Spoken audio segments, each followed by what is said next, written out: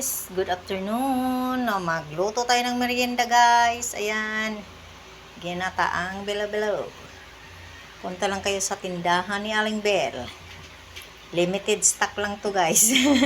Limited lang yung ating konti lang to. May nag-order na nito. Dalawang order naka-receive. Naka-receive na ang dalawang order nito guys. Kaya tara na at magmerienda na tayo. Itikman na natin. Tsarain ito. Tikman natin.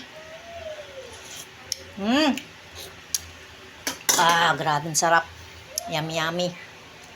Sarap guys ang ating ginataan. Purong gata yan oh. Naman ang ganda. Ang ganda ng pagkaano niya guys. Daming mga sahog to. Binignit. Binignit kayo dyan. Binignit sa Bisaya. Binignit ni siya. Yan. Sa Tagalog, gata ang bilo-bilo. Mayroon tong sago. Yan o, maliliit. May maliliit na maliliit lang siya. Nilagay ko kasi pag malalaki naman matagal maluto. Kaya maliliit lang. Yan guys, thank you for watching.